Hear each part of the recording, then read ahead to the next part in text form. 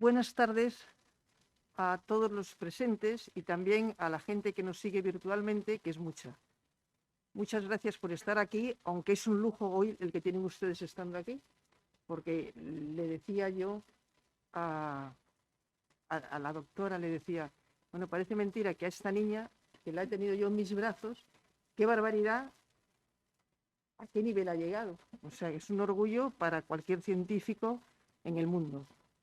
Bueno, pues la doctora Elena García Armada, aparte de ser doctora ingeniera industrial, es presidenta del Marsic Bionics y además es investigadora científica del Consejo Superior de Investigaciones Científicas.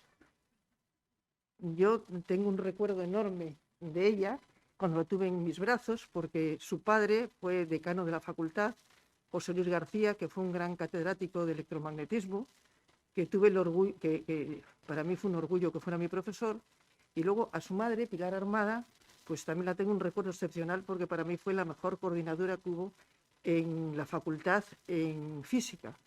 Y la verdad que es que todos los profesores de segundo de bachillerato y de COU la estuvimos tremendamente agradecida porque sabía ponerse en el lugar de los alumnos y eso muchas veces no es fácil. Así que muchísimas gracias por estar aquí, muchísimas gracias por ser quien eres y estar donde estás. Y nos va a dar una conferencia fantástica sobre exoesqueletos biónicos, un nuevo horizonte en la terapia de las enfermedades neurológicas. Creo que es muy interesante y tenemos aquí para presentarla, como siempre, a don Alberto Ruiz Jimeno, que no se pierdan el extracto suyo de la física, porque es una auténtica novedad. Nos lo contarás algún día, ¿no?, en una conferencia, pero aparte de todo, pues léanlo porque quiero que lo sigan, porque yo he disfrutado muchísimo con él y pues un acelerador de partículas ofrece unos datos muy importantes, ¿no?, sobre el bosón W y sobre la teoría estándar de la física. Es una gran novedad y él es uno de los protagonistas de la publicación de la revista, así que no se lo pierdan. Y ahora, Alberto, pues dices el currículum real, que yo he dado 2 pinceladas de la doctora, pero ahora entras en materia. No, muchas gracias, Mercedes.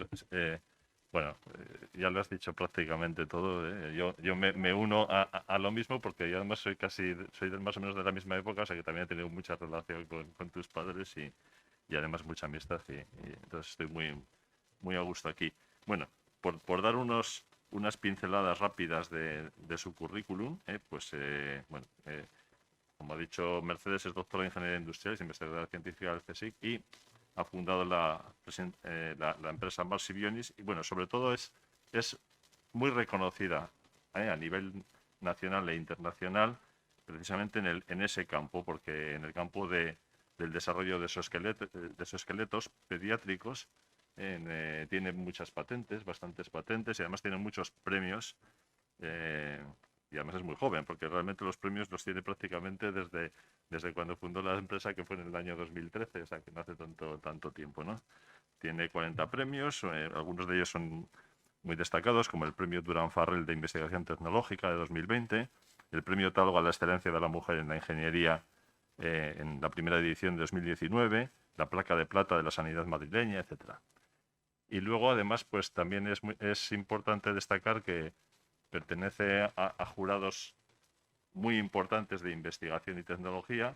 Está en el Premio Príncipe de Asturias como jurado, como representante. También está en el jurado del Premio Nacional de Transparencia Tecnológica, en el del Comité Estratégico del Programa de Mujer e Ingeniería de la Real Academia de Ingeniería, etcétera. Y bueno, ya por decir finalmente, es académica correspondiente de la Real Academia de Medicina de aquí de Cantabria. Y nada más, yo creo que te cedemos la palabra.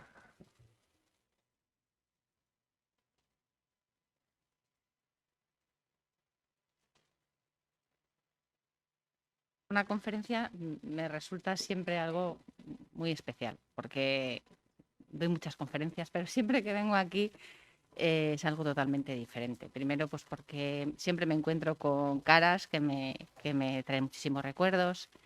y luego pues el entorno de la universidad, ¿no? En el que me he criado efectivamente. Yo, además, en una época en la que la conciliación familiar no existía y no había guarderías, y yo pues es verdad, me he criado en la Facultad de Ciencias con mis dos hermanas, ¿no? Los días sin cole, los días que... Entonces, bueno, pues es verdad, trae muchos recuerdos, siempre hay palabras además de recuerdo para mis padres, especialmente para mi padre, y esto hace siempre que sea todo pues especial y muy emotivo.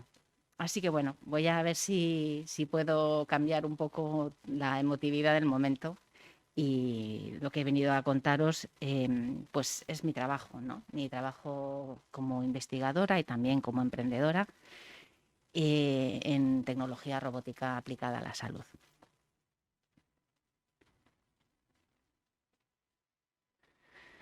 Bueno, es un problema importantísimo, un problema socioeconómico importante. Estamos hablando de más de 60 millones de personas en el mundo que, bueno, pues viven con una discapacidad progresiva o permanente relacionada sobre todo con la capacidad de andar, con la marcha.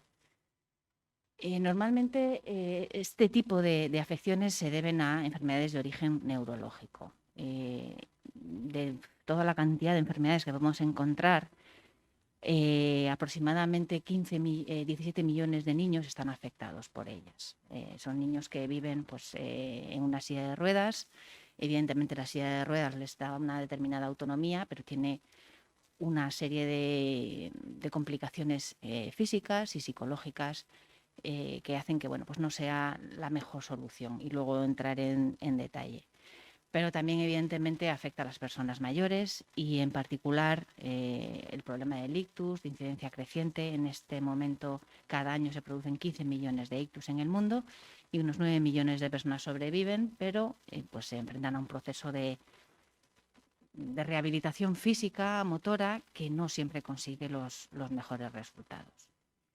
Y ya aparte de lo que puedan ser patologías, no podemos dejar de tener en cuenta que el progreso de la medicina occidental está haciendo maravillas y está consiguiendo que alcancemos la longevidad prácticamente, pero a veces necesitamos vivir también con una cierta autonomía personal, ¿no? La autonomía personal, funcional, es importante, no ser dependientes, y por tanto lo que necesitamos también es una ayuda motora para ser capaces de realizar actividades de la vida cotidiana.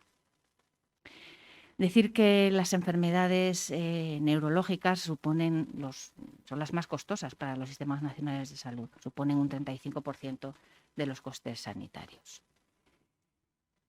Es muy importante entender cómo funciona el cerebro para poder entender la importancia que tiene un proceso de rehabilitación. El cerebro al final son conexiones, son como cables que se van uniendo entre sí, y esa conexión es la que transmite la información del cerebro a todos los músculos que mueven el cuerpo, las piernas, los brazos. Cuando se produce un daño cerebral, ya sea por una enfermedad, ya sea por un accidente, lo que pasa es que esas conexiones se deshacen, se rompen, y hay que volver a conectarlas otra vez.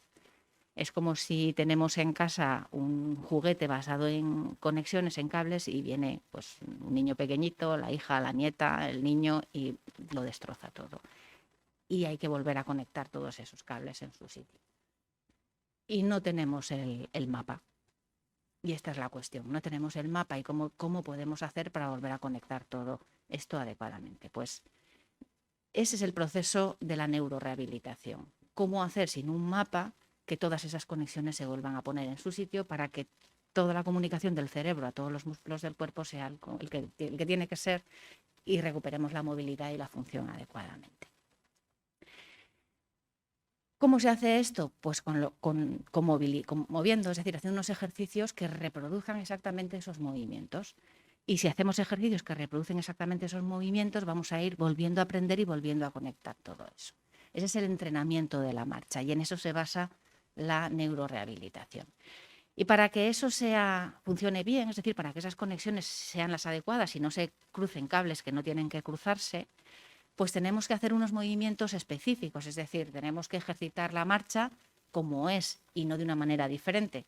Si tenemos que aprender a subir escaleras, pues tendremos que aprender a subir escaleras y no a mover de otra manera las piernas, ¿no? A eso me refiero con lo de específicos. Y tenemos que repetirlo muchas veces y tienen que ser movimientos, además, que se repitan en el tiempo y con una determinada intensidad. Pero además, como cualquier proceso de aprendizaje, tiene que ser retante para la persona. La persona tiene que estar motivada y tiene que estar constantemente aprendiendo algo nuevo y tiene que ser retante. Es fundamental que el aprendizaje sea temprano también, en el momento en que se produce ese accidente, porque si esperamos un poquito, esas conexiones se van a empezar a formar de forma aleatoria y entonces ya va a ser mucho más difícil volver a hacerlo. Bueno, todas estas cuestiones que todos hemos oído alguna vez, la rehabilitación tiene que ser temprana, tiene que ser motivante, tiene que ser retante, todo esto se debe a eso, que al final es un proceso de aprendizaje y para que todo se conecte adecuadamente, pues tiene que hacerse de esta manera. ¿Qué pasa? Que actualmente la terapia de este tipo de enfermedades pues no cumple todas estas condiciones.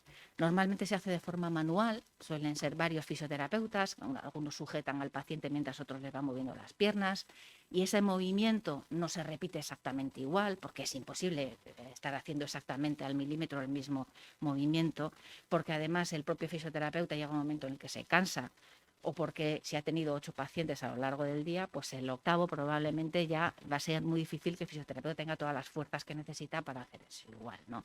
Es decir, que al final afecta mucho pues el cansancio físico del propio fisioterapeuta, la subjetividad del fisioterapeuta, y aunque tenemos unos fisioterapeutas que son maravillosos y que hacen todo lo que pueden, pero bueno, pues no son máquinas. Y por eso, pues lo ideal sería ayudar a estos fisioterapeutas con una máquina.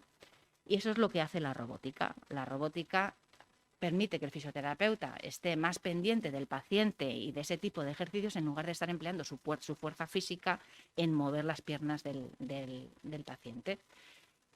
Y eso lo puede hacer un robot. Y el robot sí que lo puede repetir todas las veces que haga falta porque el robot no se cansa y lo va a hacer siempre igual. El problema es la motivación.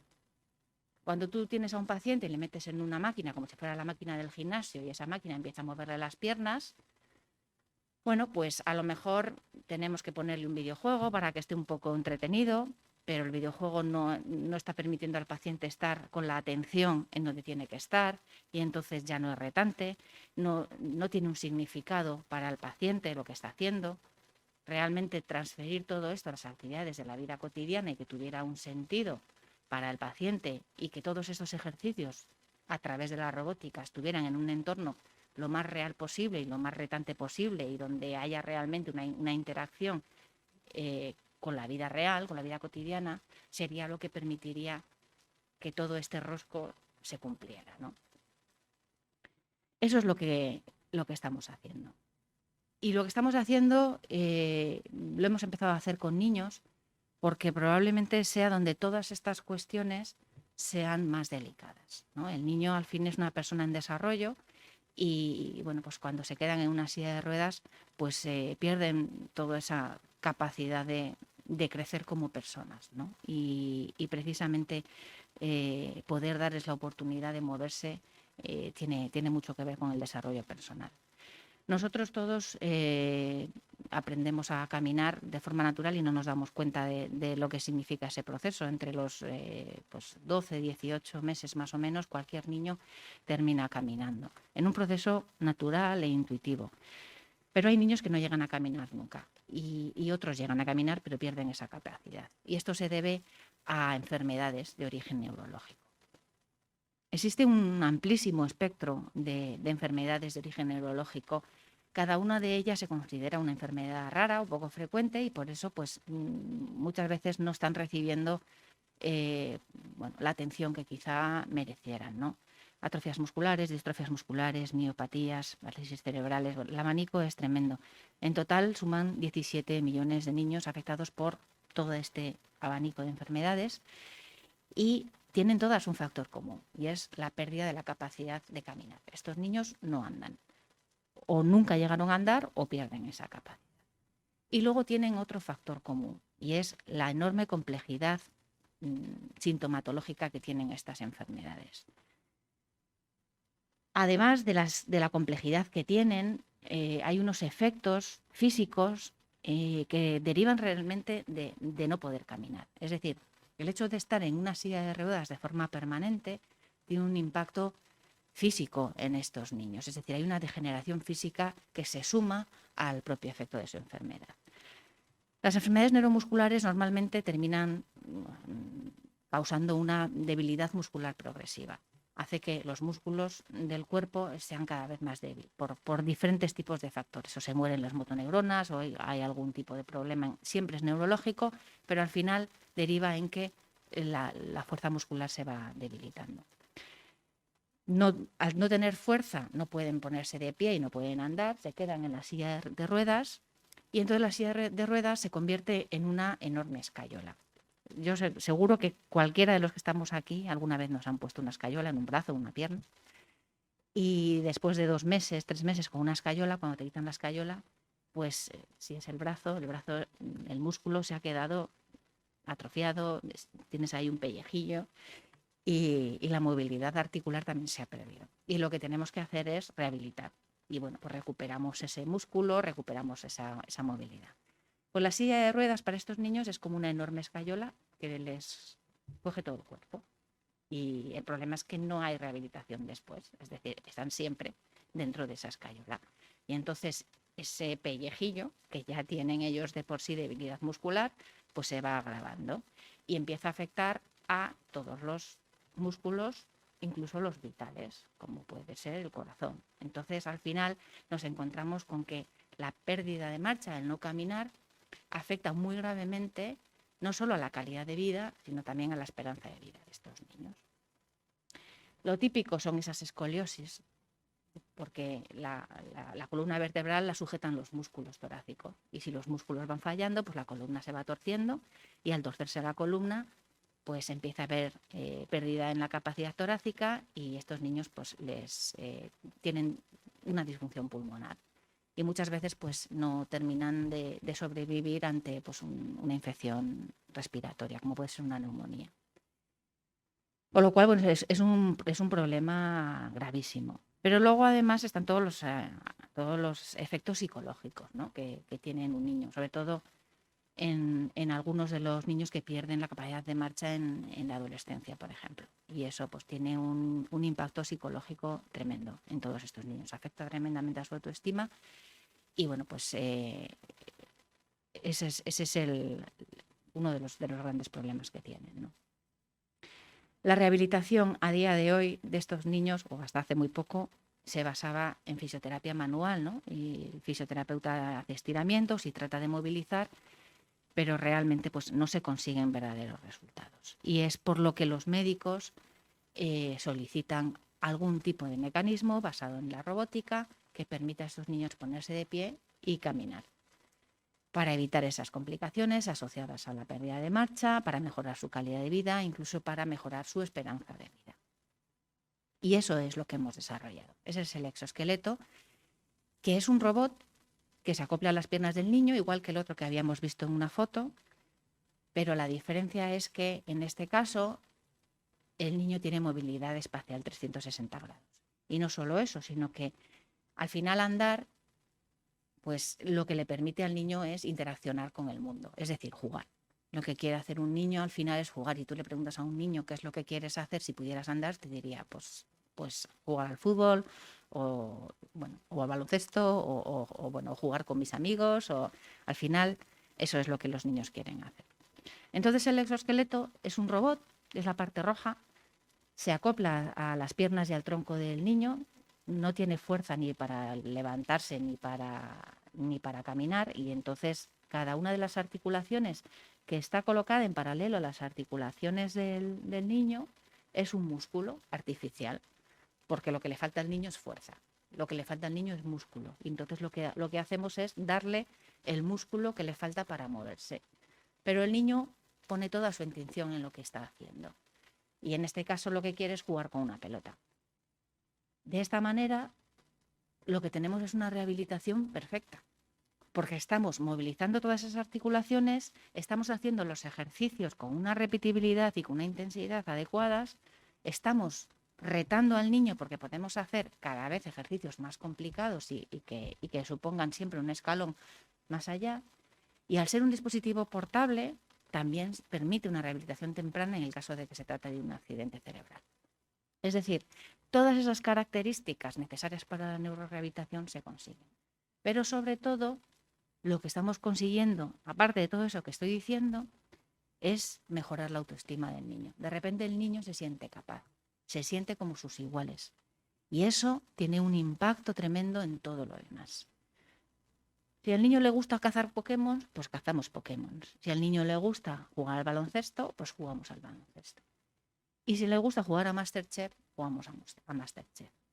Y trabajamos también la psicomotricidad fina. Es decir, no solo estamos trabajando las piernas, estamos trabajando los brazos, el tronco, el cuello, las manos, los dedos.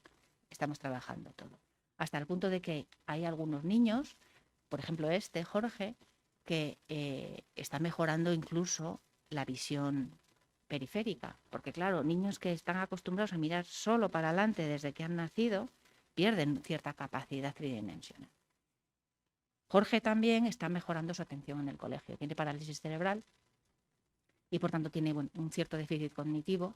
Va a un colegio especial y el profesor pues le dijo a sus padres qué es lo que está pasando, porque Jorge está entendiendo mejor, está más despierto, y entonces le explicaron, no, pues lo único que está cambiando es que está haciendo una terapia diferente. Pues esta terapia diferente tiene un impacto tremendo psicológico en estos niños, porque se sienten capaces y entonces empiezan a querer hacer cosas, como puede ser pues atender en clase, sociabilizar, mejoran su sociabilidad, están más despiertos, en general están más felices.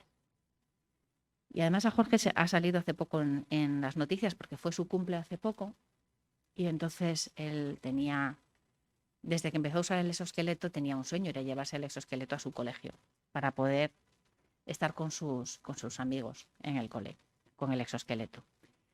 Y la semana pasada era su cumpleaños y al día siguiente tenía una cirugía bastante complicada. Y entonces, bueno, pues le dimos la sorpresa de llevar el exoesqueleto al cole. Y bueno, pues la verdad es que fue muy bonito, porque bueno, pues él empezó a jugar lo que suele hacer en la terapia, pero lo hizo con sus amigos, a jugar a la pelota, a pasarse la pelota, a chutar el balón, pero lo hacía con los amigos. Y la verdad es que fue muy bonito. Y este es otro caso muy bonito también. Esta Salva, que tiene una hermana chiquitina que se llama Rocío, y tenían los papeles cambiados, porque al fin, bueno, pues era Rocío, la hermana pequeña, la que sacaba de paseo realmente en la sillita a su hermana mayor. Hasta que empezó a usar el exoesqueleto y lo que pidió fue sacar de paseo en el cochecito, que teníamos un cochecito de juguete de mis hijas cuando eran pequeñas. Y bueno, pues pusimos a Rocío en ese cochecito y ella empezó a pasear a Rocío. Como veis, se trata de una rehabilitación que va más allá de lo físico. Una rehabilitación global que se basa y se fundamenta sobre todo en que la persona es persona y se siente como sus iguales.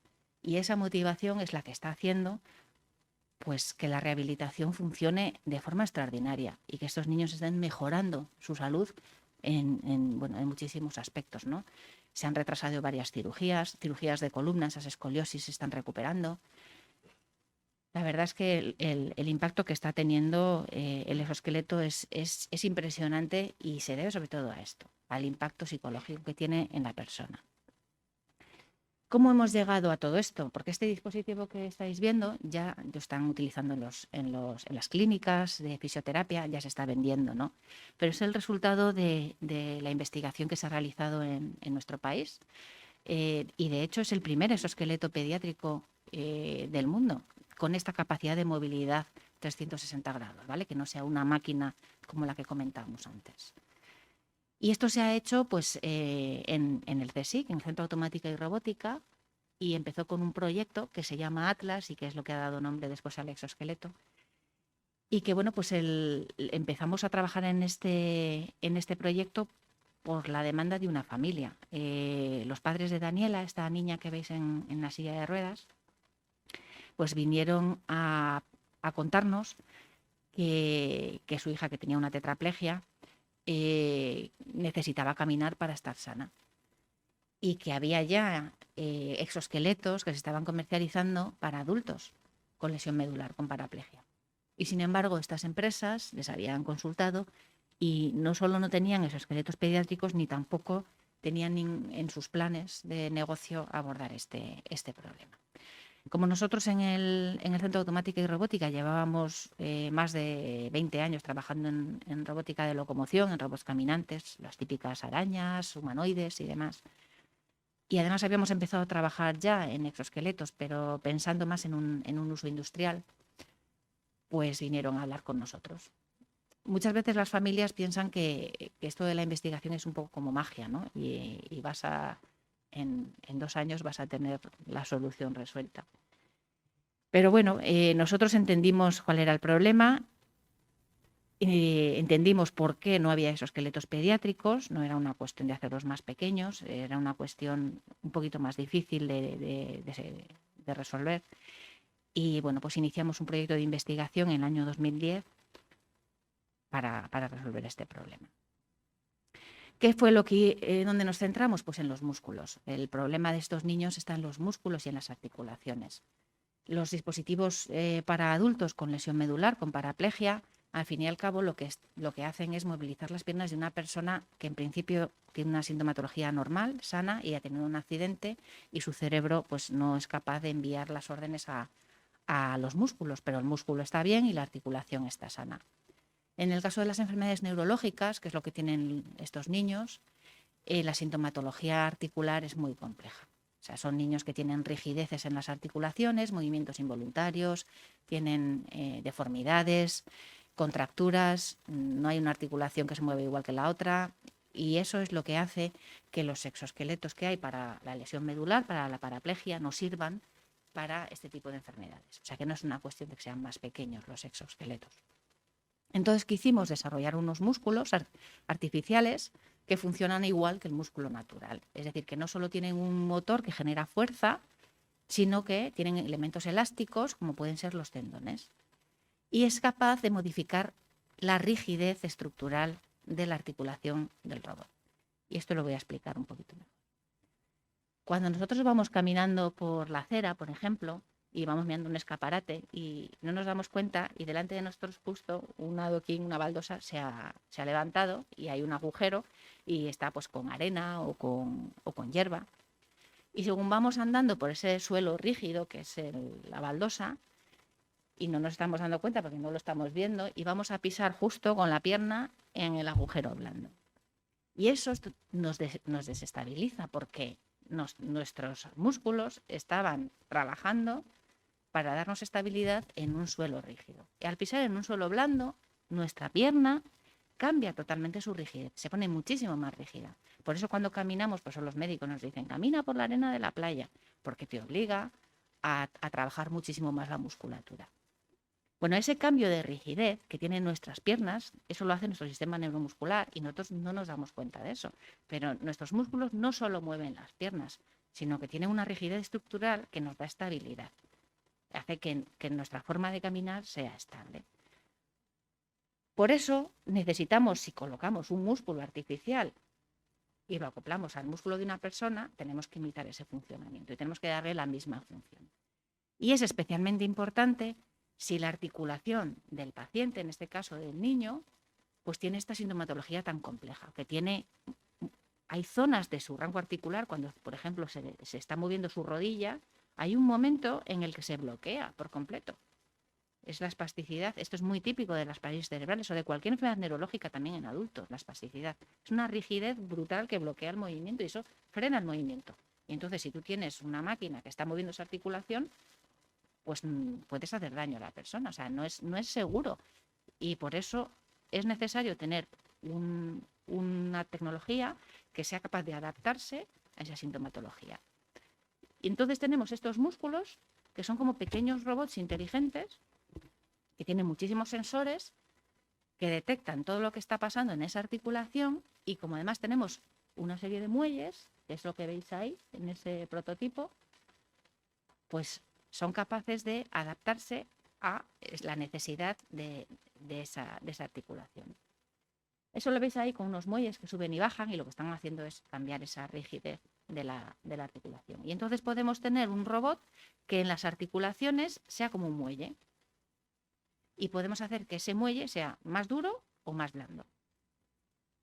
Y el robot va a cambiar esa rigidez en función de lo duro o blanda que sea la articulación del paciente. ¿Se entiende? ¿Sí? Bueno, pues eso es lo que nos permite hacer exoesqueletos para niños. No es una cuestión de hacerlos más pequeños, es una cuestión de hacer músculos artificiales. Esto mismo se puede utilizar para adultos y de hecho estamos haciendo exoesqueletos también para adultos con este mismo tipo de articulaciones. En el exoesqueleto pediátrico tenemos un músculo de estos en cada una de las articulaciones y al final tenemos 4 en cada pierna. Tenemos para mover la cadera, la rodilla, el tobillo y también para abrir y cerrar la pierna. Y eso es lo que nos permite movernos espacialmente. Y luego además, pues como podéis ver a la derecha, además de lo rojo, que es el robot, donde están todos esos músculos que estoy diciendo, tenemos una parte de dentro, que es lo negro, que es la interfaz que abraza al niño, lo que sujeta al niño al exoesqueleto. Porque hay que sujetar muy bien el exoesqueleto a las piernas del niño y que eso no baile, porque si no, pues no generaría bien el movimiento. Y tiene que ser además suficientemente cómodo. Bueno, esta tecnología se patentó internacionalmente, está patentado en Estados Unidos y en Europa, diferentes partes del exoesqueleto, y al final probamos esto en Daniela, esta niña con la lesión medular por la tetraplegia. Y Daniela se levantó, dio unos pasitos, fue una prueba de concepto muy básica, simplemente para ver que esto funcionaba. Como veis, es un prototipo. Bueno, el típico prototipo de un laboratorio de investigación de nuestro país. Evidentemente, después de presentar este vídeo, que además circuló por las redes sociales, pues nos llevó una demanda de todas partes del mundo. Todo el mundo quería comprar este prototipo, pero esto era un prototipo de investigación que no se podía ni vender ni usar en un hospital, porque como podéis ver, está todo lleno de cables. Necesita cumplir una normativa internacional para que esto se pueda utilizar. Pero bueno, como de eso se trata, ¿no? De conseguir que la investigación llegue a las personas, pues lo que hicimos fue ir poco a poco trabajando en la industrialización de ese dispositivo y bueno, pues cada vez fueron más niños los que fueron probando el exoesqueleto en las diferentes investigaciones que se fueron haciendo en las diferentes evoluciones. Para poder hacer llegar a la sociedad los resultados de la investigación y que no se quede al final en un laboratorio cerrado con llave o bueno, pues no se quede simplemente en unas publicaciones científicas, hay que hacer un proceso de transferencia de la tecnología. Para eso hay que industrializar y certificar la tecnología, en este caso como producto sanitario. Hay una normativa internacional que hay que cumplir. Y lo más complicado de todo es que todo esto hay que hacerlo a través de una empresa. Cuando los resultados de la investigación se pueden transferir a una empresa de un sector que ya esté madura y que pueda utilizar esos resultados que están patentados e industrializarlos y llevarlos al mercado, pues esa es la mejor solución, lógicamente. Pero hay veces que es una tecnología tan novedosa que no hay empresas que puedan realmente llevar a cabo ese proceso. Y en ese caso hay que crear la empresa. Hay que crear una empresa que es lo que se llama una empresa de base tecnológica o un spin-off. Eso fue lo que tuvimos que hacer, ¿no? Crear una empresa y bueno, pues eso añade una complejidad porque no solo tienes que trabajar en la investigación y en la transferencia de la tecnología, sino que hay que mantener la empresa y hacerla crecer, ¿no? Y es una parte bastante complicada. Y luego, por otro lado, para conseguir que esta tecnología llegue a la sociedad, hay que hacer una serie de investigaciones clínicas que demuestren para muchas patologías diferentes, para muchas enfermedades, que la tecnología es segura y que no tiene efectos secundarios, igual que se hace con cualquier medicamento, ¿no? Entonces, todo esto fue lo que fuimos haciendo para conseguir llevar el exoesqueleto al mercado y a la sociedad. Lo primero que hicimos fue ir ampliando el rango de usos a otras patologías. Habíamos empezado con la tetraplegia y continuamos con la atrofia muscular espinal. La atrofia muscular espinal es una neuromuscular muy, muy, muy grave, muy severa. Los niños se nos mueren con 4, con 5 años. sino antes. Por tanto, pues los médicos lo priorizaban. Es de las neuromusculares la segunda más frecuente, pero afecta a 1 de cada 10.000 niños, con lo cual pues, se considera una enfermedad muy rara y por tanto pues, se le presta poca atención. Pero bueno, en España hay unas 2.000 familias afectadas, más o menos, para que os hagáis una idea. Y como digo, es una enfermedad mortal. Hicimos un trabajo con el Hospital de Barcelona, el Sant Joan de Déu, que es el de referencia en neuromusculares. Y bueno, pues ahí podéis ver ya cómo el prototipo va evolucionando, por lo menos ya es rojo, va evolucionando. Este tenía ya más músculos, además, llevaba 6 en cada pierna. Estos niños no tienen nada de movilidad, ninguno tiene nada de fuerza y el exoesqueleto tiene que hacer todo por ellos, ¿no? Bueno, en estos ensayos clínicos pues fuimos viendo pues eso, la usabilidad del dispositivo, pero al final lo que nos enseñó fue cómo los niños se retaban, ¿no? Llegaban cada día y decían, le he dicho a mi profesora o a mis amigos que hoy voy a dar 3 pasos más o hoy voy a tocar la pared. Y de hecho el último día, y ahí se veía en el vídeo, tuvimos que abrir las puertas del gimnasio porque quisieron salir, ¿no? Y salieron del gimnasio y estuvieron andando por los pasillos del Hospital Sant Joan de Déu. Y ahí fue donde nos dimos cuenta del impacto psicológico que tenía este exoesqueleto. Así que pasamos a un nuevo ensayo clínico, el Kinder, y en este lo que quisimos ver fue precisamente eso, el impacto psicológico que tenía en la calidad de vida de los niños el introducir el exoesqueleto en sus actividades cotidianas. Y lo llevamos a sus casas. Con 3 niños, tuvieron el exoesqueleto durante 2 meses, lo utilizaban de lunes a viernes de forma supervisada, 1 hora cada día. En actividades cotidianas, unas eran lúdicas, otras eran pues hacerse su merienda o lavarse las manos o hacer ese tipo de actividades.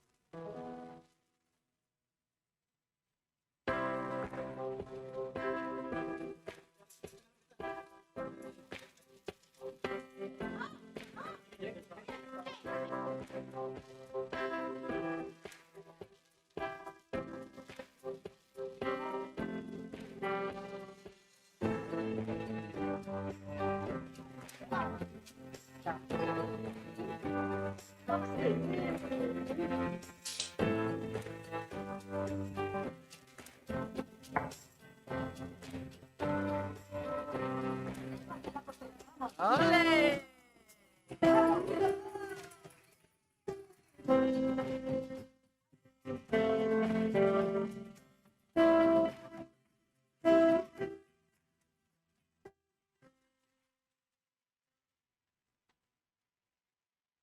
Pues una de las cosas que nos enseñó este otro estudio, evidentemente el impacto psicológico se vio desde el minuto 0, se ve en la sonrisa de los niños enseguida, aunque evidentemente se hizo un estudio y se ha publicado en una revista importante.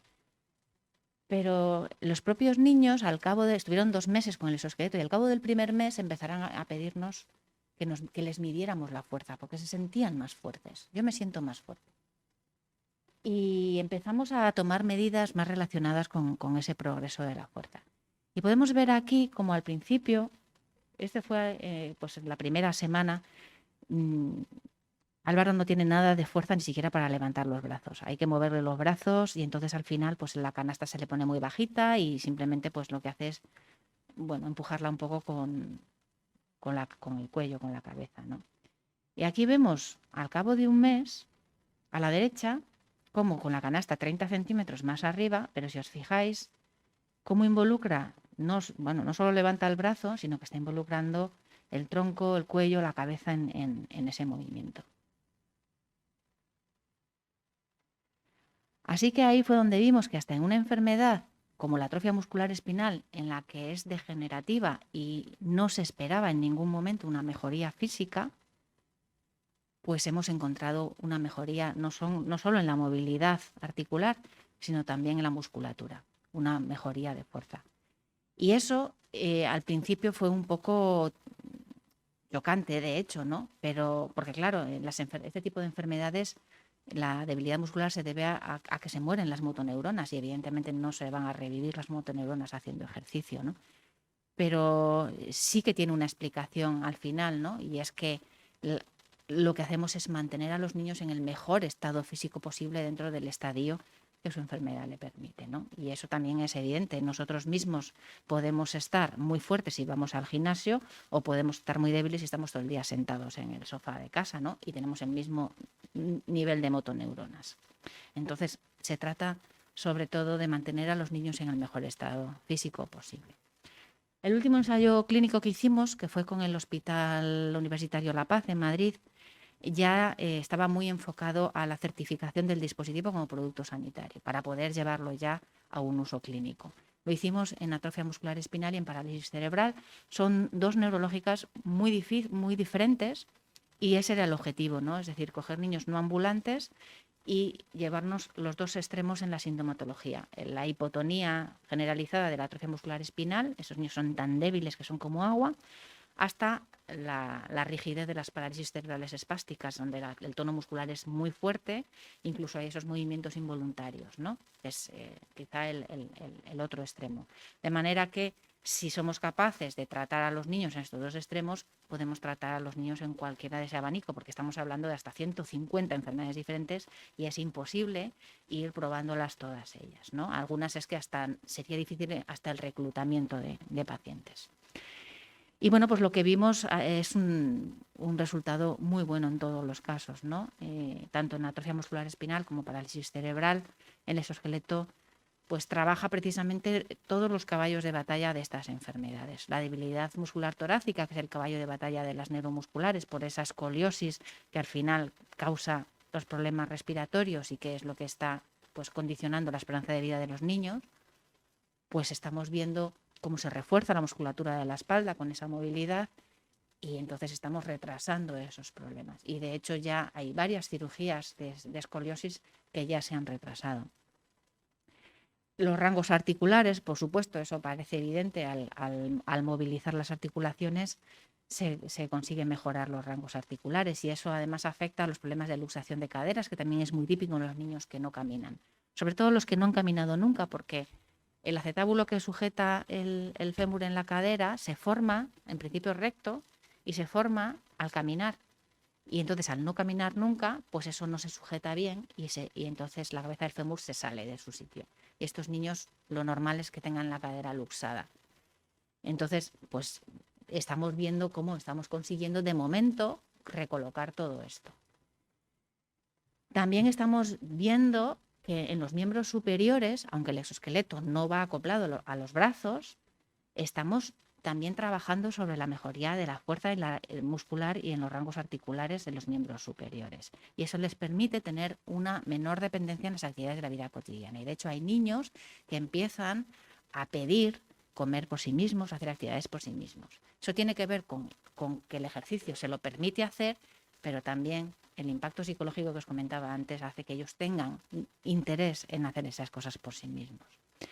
La espasticidad, eso es muy importante en las parálisis cerebrales. Esa rigidez que comentaba, que en las espásticas puede llegar a ser altísimo y bloquear por completo el movimiento, generar unos movimientos distónicos importantes, impide la marcha funcional. A veces estos niños sí que tienen posibilidad, porque tienen fuerza y sí que tendrían posibilidad de moverse, pero el problema es que tienen esa espasticidad les impide una marcha funcional, les impide realmente coordinar esos movimientos.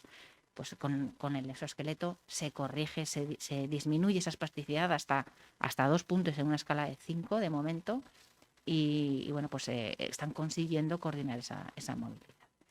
Y luego, sobre todo, ese impacto en la autoimagen del niño, ¿no? El que se sientan capaces, algunos se sienten hasta superhéroes, se disfrazan de superhéroes y bueno, pues eso es lo que está haciendo que la motivación inyecte muchísima energía en la terapia y estamos consiguiendo esos resultados. Así que lo que estamos viendo es un nuevo concepto de neurorehabilitación, un nuevo concepto de rehabilitación física, en la que pasamos de una rehabilitación manual a algo robotizado, que sería el segundo caso, pero algo robotizado en el que el niño no pone su intención en lo que está haciendo y por tanto no se está favoreciendo esa neurorehabilitación. El futuro es un dispositivo que le permite al niño integrar la rehabilitación en las actividades, en este caso lúdicas, que es lo que quiere hacer un niño. Si estuviéramos hablando de una persona mayor, pues en actividades cotidianas que tengan un significado para esta persona, que le recuerden pues su día a día, su trabajo, sus hobbies. Ahí es donde se puede conseguir esa motivación. Y ese es el objetivo de esta neurorehabilitación. ¡Ay, guapo! Álvaro era muy chiquitín cuando empezó con el EXO. El EXO es como una ventana al futuro. El EXO, en el momento en el que se empezó la investigación, los AME no tenían perspectiva, los AME tipo 1 ni los AME tipo 2 tenían perspectiva ninguna de caminar. Vas viendo un retroceso en tu hijo, en movimientos, pero hasta que no te hacen X pruebas y un estudio genético no llega. Si es la AME y sobre todo qué tipo es. Siempre te decían, jamás va a caminar, nunca, de ninguna manera, porque su debilidad muscular se lo impedía. Y sin embargo el exoesqueleto hacía lo que todos los médicos decían que no se podría hacer, que era caminar.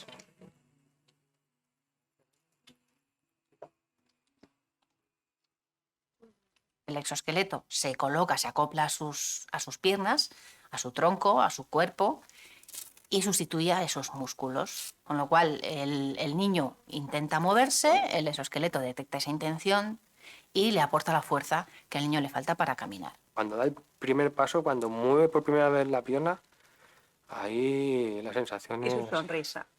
su sonrisa fue espectacular. El primer paso fue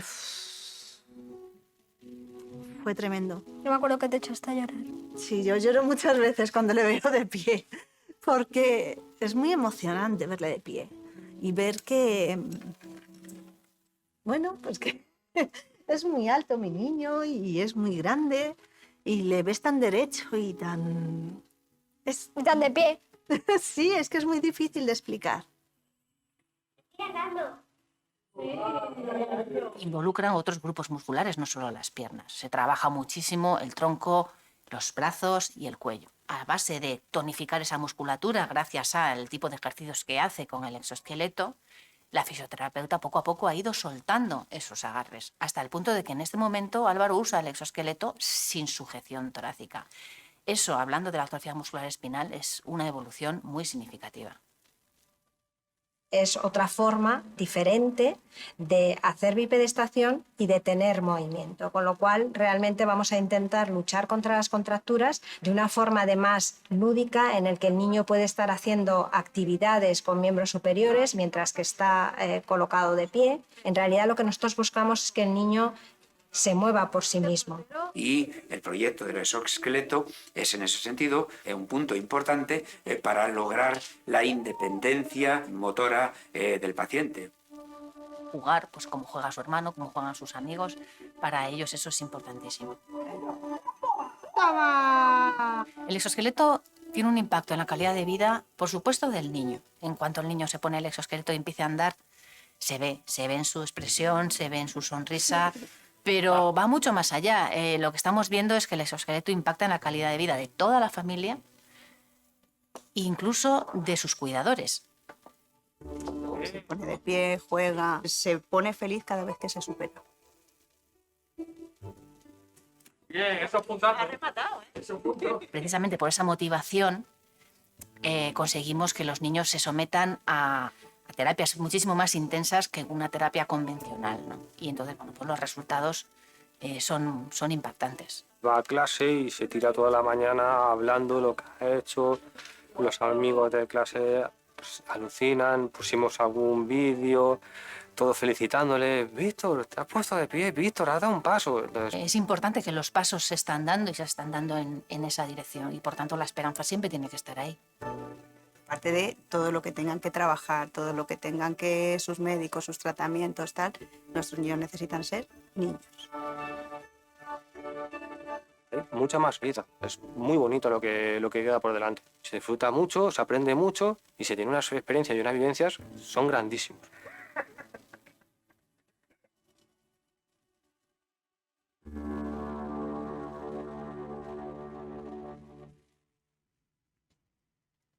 Bueno, pues desde el año 2010 que empezamos la investigación, el año pasado, en el año 2021, tuvimos el marcado CE y el dispositivo ya está utilizándose en las clínicas. Se puede utilizar en domicilio también, pero siempre con la presencia de un fisioterapeuta. Estamos hablando de 11 años de investigación y transferencia de tecnología. Pero bueno, la verdad es que el resultado no puede ser más gratificante, sobre todo cuando ves esas sonrisas y a los padres, sobre todo con el testimonio, ¿no? que nos traen siempre. Esta es lo que puede hacer la tecnología, en este caso por la rehabilitación. En general, la tecnología tiene mucho que ver con el progreso de nuestra sociedad.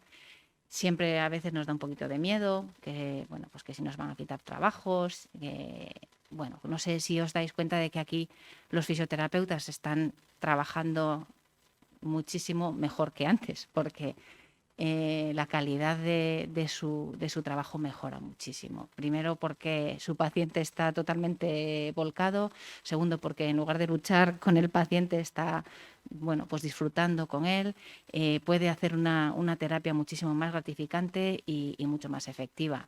Y desde luego el exoesqueleto no le sustituye, de hecho no se puede utilizar si no hay un fisioterapeuta presente.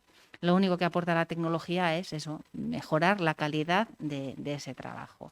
Y en este caso, pues todas esas variables que habíamos dicho, ¿no? La repetibilidad, la intensidad, tener un diagnóstico integrado y objetivo y no tener siempre la medida de las variables de la salud del niño basadas en la subjetividad del fisioterapeuta del día que tenga, sino bueno, pues mide tanto, mide 8, eso te lo da el robot, ¿no? Te da la tecnología.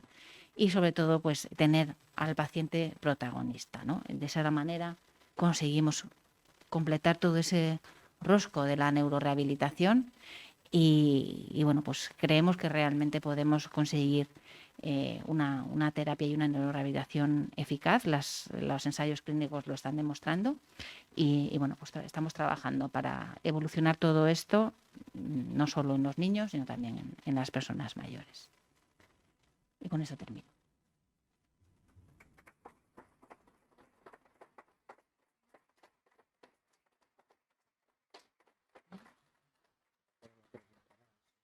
Vale.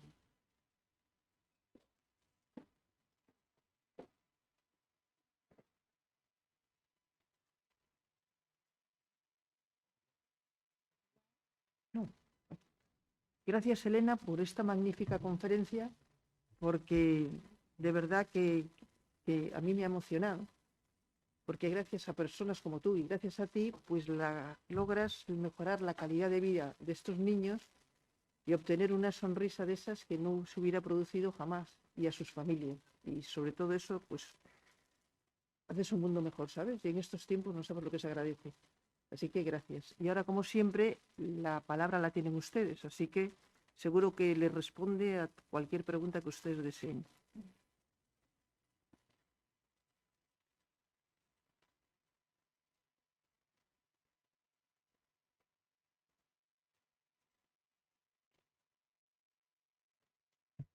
Un poco técnico.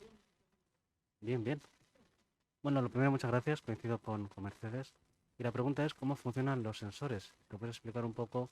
Porque esa intención de mover y que el sensor diga lo recibo, no sé.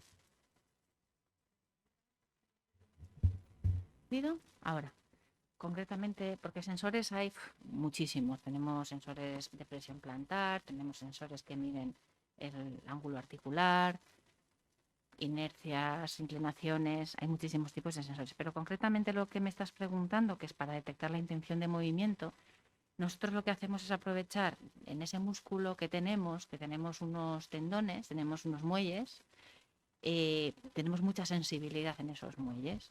Y entonces lo que podemos es detectar la intención de movimiento cuando el niño hace un pelín de intento.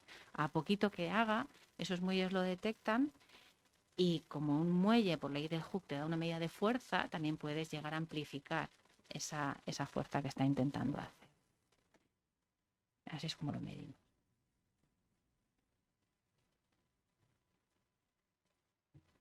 Ninguna pregunta más, es que la verdad es que ha quedado todo maravilloso. Así que Yo tengo una, bueno. Ah. No, hay otra más ahí. Hola, buenas tardes. Hay, como en todos estos tipos de investigaciones científicas a nivel internacional, hay, entre comillas, alguna carrera entre los países, entre países para En el área de desarrollar este exoesqueletos, tipo de tecnología. ¿Hay algún, no sé, competencias o...? a ver, podemos decir que los pioneros son Estados Unidos, Israel y Japón. Son los pioneros en exoesqueletos. De hecho, los primeros exoesqueletos, Rewalk, Exo y HAL, son más o menos del año 2005 y se desarrollaron gracias precisamente al impulso que dio DARPA, el del Departamento de Defensa americano, con el interés que tenía para crear exoesqueletos para mejorar la potencia de los soldados, digamos, aplicado a defensa, lógicamente. Lo que hizo fue DARPA un concurso que lanzó en el año 2001 y duró hasta 2008 más o menos. Y ahí hubo varias empresas y varias universidades que estuvieron compitiendo en ese programa. Y de ahí lo que se resolvieron fueron algunos de los problemas técnicos que estaban limitando hasta ese momento el uso de exoesqueletos, porque al final es un robot que tiene que ser portable y que tiene que llevar a bordo todo el sistema de actuación, toda la potencia, la energía, y al final todo eso pues es complicado de combinar, porque si necesitas mucha fuerza, necesitas sistemas hidráulicos y entonces hay que llevar un grupo hidráulico que no lo puedes llevar a cuestas, o al contrario, si no puedes cargar con mucha energía, pues al final tienes que limitarte a actuadores muy pequeñitos que no te dan potencia. Entonces se desarrolló mucho esa tecnología de actuadores que se miniaturizó un poquito manteniendo la potencia, se desarrollaron baterías especiales y todo eso se hizo posible gracias a esto. Y de ahí se derivó una de las compañías que empezó a desarrollar esos esqueletos para salud, que fue Exo Bionics, que es ahora mismo, pues yo creo que es el exoesqueleto para adultos que está más extendido globalmente. En paralelo, en Israel se desarrolló también el Rewalk, también para la lesión medular, en todos los casos para adultos con paraplegia. Y en Japón, HAL, fueron los tres precursores. Desde entonces hasta ahora, pues a lo mejor puede haber, no sé, como 30 spin-offs que salen de grupos de investigación, pero realmente no ha llegado a haber un líder en este sentido, porque casi todos los desarrollos se basan en lo mismo, en la lesión medular, y la lesión medular pues es aproximadamente un 5% de toda la población que realmente necesita esto, que es la población neurológica. Realmente las enfermedades neurológicas son donde está el verdadero problema. El ictus, la esclerosis múltiple, por ahí es donde este tipo de dispositivos tiene que trabajar. Entonces sí que es verdad que algunos de estos dispositivos se pueden aplicar en algunos de estos pacientes, pero tiene que ser que tenga una sintomatología, ¿cómo decirlo?, muy estándar, sin muchas complicaciones, ¿no? Pero yo suelo decir que estamos en la punta del iceberg, viendo la punta del iceberg. O sea, toda la tecnología de esos esqueletos tiene muchísimo desarrollo por delante. Y lo que nosotros hemos desarrollado aquí es totalmente diferencial a todo lo que hay ahora mismo, porque es una tecnología que es adaptativa, que es inteligente, que es modular, que tiene conectividad y sobre todo que se puede aplicar a neuro. Y ahí es donde realmente está la necesidad. En los neurológicos. Y hacia donde tiene que ir todo, desde mi punto de vista, es hacia una asistencia personal para ayudar en las actividades de la vida cotidiana a las personas que tienen debilidad muscular. Y ahí ya estamos hablando del envejecimiento activo. Y ahí entonces ya las cifras ya se nos van por completo. Sí, bueno, yo primero que también te quería felicitar, nos has emocionado a todos. Pero una pregunta, ¿cómo os ha afectado la pandemia a vosotros, a vuestro desarrollo? Pues nos podría haber tumbado por completo, porque la pandemia en 2020, nosotros hemos desarrollado 2 exoesqueletos, el Atlas, que es el más conocido, el pediátrico, y otro que es de adultos, es una rodilla, para la rehabilitación después de una cirugía, desde la artroplasia total de rodilla, que es cuando te ponen la prótesis de rodilla, hay un proceso de rehabilitación que es fastidiadillo, que no sé si alguien lo conoce, pero es doloroso. Bueno, pues hicimos un robot, un exoesqueleto, pero solo para la rodilla. Lo probamos en Sanitas, ahí en Madrid, en la Zarzuela. Y bueno, pues lo que eran 3 meses de rehabilitación lo dejaba en un mes, en 10 sesiones, rehabilitaba al paciente sin nada de dolor. O sea, mejoraba la cicatrización, el drenaje, bueno, una maravilla. Bueno, pues en 2020, en marzo, estábamos esperando precisamente que la Agencia del Medicamento nos diera el marcado CE de ese dispositivo para empezar a venderlo, y estábamos iniciando los ensayos clínicos en el Hospital de La Paz del pediátrico. Cuando vino la pandemia, La Paz se colapsó por completo. No podían ni siquiera los pacientes ir a su propia rehabilitación, mucho menos a un ensayo clínico. Y la Agencia del Medicamento, aunque ya le habíamos entregado todo del otro dispositivo, no sabíamos que si iban a seguir analizando expedientes o qué. La verdad es que fue bastante complicado. Sorprendentemente, la Agencia del Medicamento el día 24 de marzo nos dio el marcado CE de la MAC, del dispositivo para adultos, y por tanto se podía comercializar, pero realmente no se podía porque no podíamos llevarlo a ningún hospital. O sea que, bueno, por lo menos teníamos la posibilidad de comercializarlo, aunque no se podía hacer gran cosa con ello.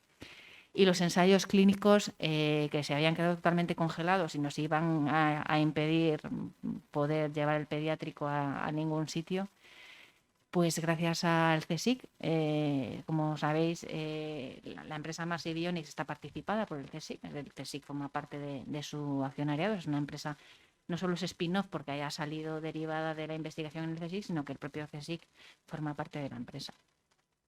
Y entonces la presidenta del CSIC nos autorizó, durante el estado de alarma, en el Centro de Automática y Robótica, hacer ahí todos los ensayos clínicos. Entonces pudimos continuar los ensayos clínicos gracias a eso. Y bueno, pues nos ha afectado porque evidentemente estaba en un momento en el que ha habido retrasos en muchas cosas, pero vamos, podría haber sido el fin de todo y bueno, pues no lo fue. O sea que hay que agradecer siempre el respaldo de las instituciones.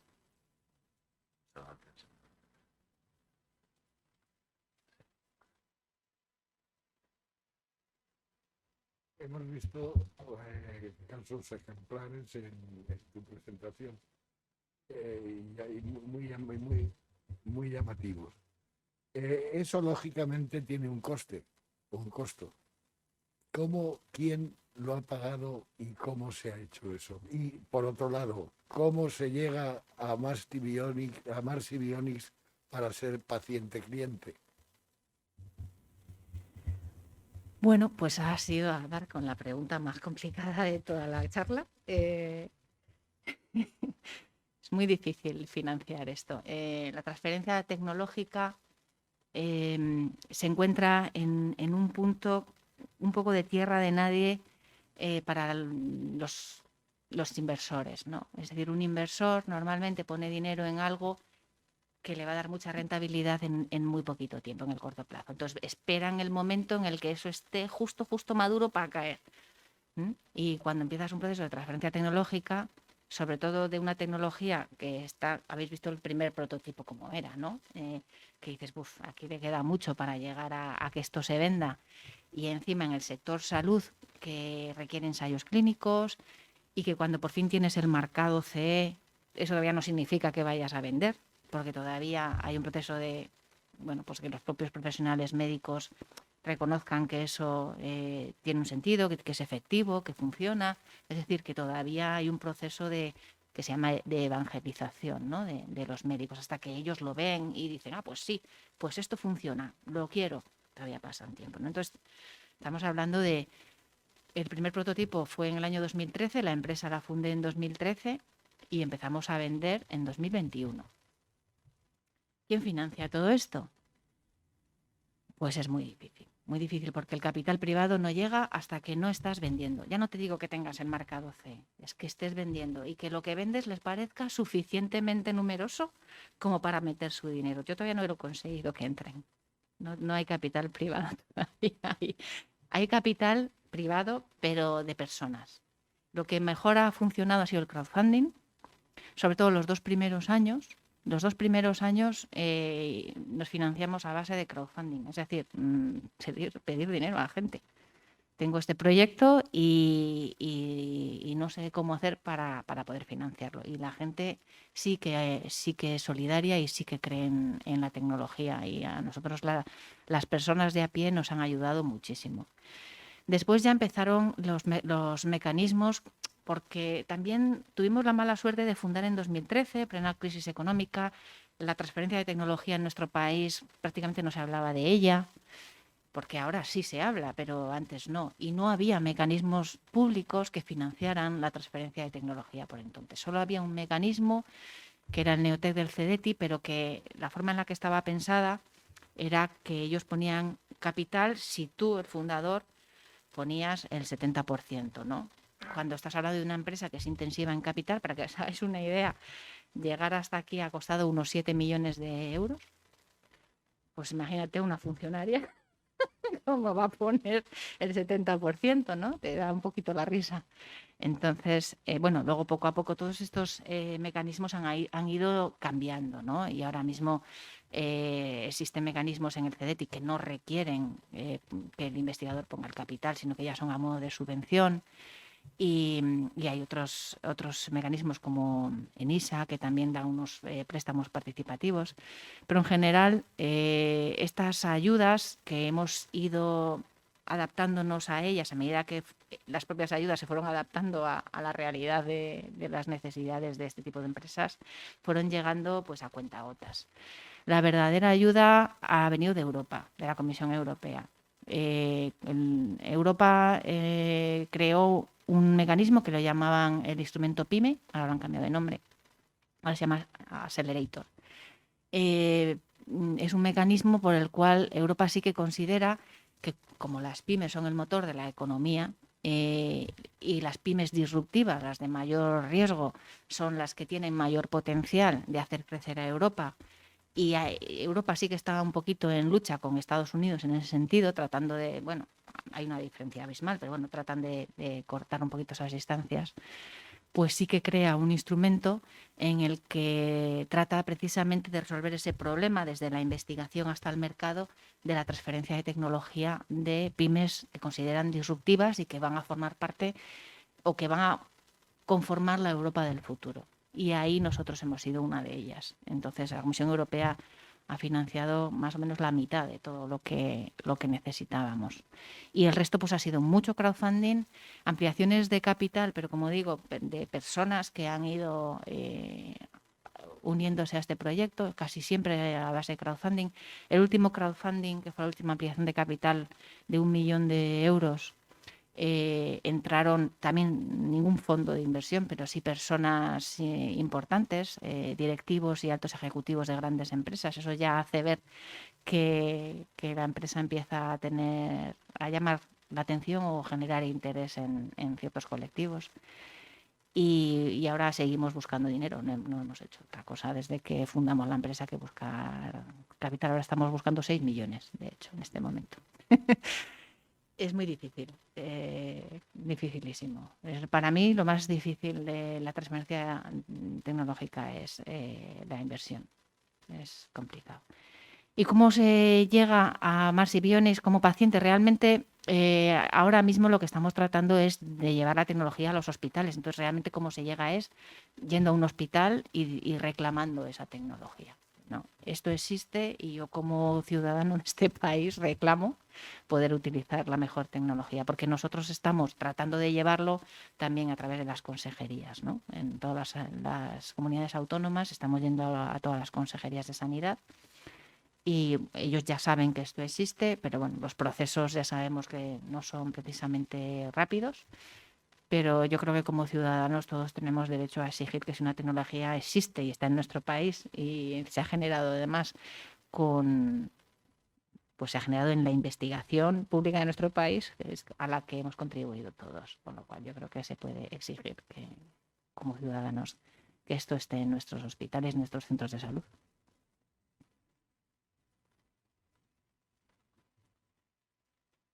¿Ninguna pregunta más?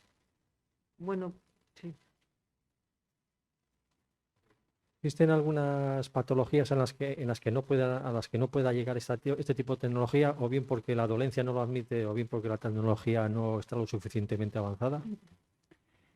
Bueno, sobre todo está contraindicado cuando hay osteoporosis avanzada, porque claro, al fin y al cabo todo esto se basa en poner de pie a una persona, hacerla moverse, y si la persona realmente su densidad ósea no se lo permite, puede causar una lesión, ¿no?, a una persona que tiene problemas de osteoporosis. No puede ayudar a caminar a una persona que ya lleva tal acortamiento en sus articulaciones que no se puede estirar. Es decir, el exoesqueleto puede generar la marcha en un paciente que tenga acortamiento en las articulaciones hasta un determinado ángulo, ¿no? Pero si al ponerse de pie no puede llegar a generar el paso, pues ahí también está contraindicado. En los casos que haya, por ejemplo, unas escoliosis tan pronunciadas que no se pueda colocar el dispositivo tampoco. Aunque te puedo decir que yo he visto, porque al final los fisioterapeutas es que son magos, o sea, hacen lo que sea con tal de que su paciente pueda llegar a caminar, ¿no? Y entonces son capaces de hacer magia hasta conseguir colocarlo, ¿no?, con escoliosis muy, muy complicadas. Pero sí, se da el caso en que eso no se... O sea, eso, para que el dispositivo sea seguro, tiene que estar muy bien colocado, tiene que estar bien ajustado para poder garantizar la seguridad. Pero son casi todo ese tipo de complicaciones, ¿no? Sobre todo la osteoporosis, que tenga excesiva fragilidad ósea, eso es lo más complicado. Todo lo demás, el Alzheimer, por ejemplo, sería una contraindicación seguramente, porque es muy difícil que el paciente entienda y seguramente lo rechazaría. Pero para todas las neuros en general, para el Parkinson sería buenísimo. Para el ictus también, para todas las neuros es muy positivo, en general en todos los casos. Entonces, contraindicaciones de ese tipo.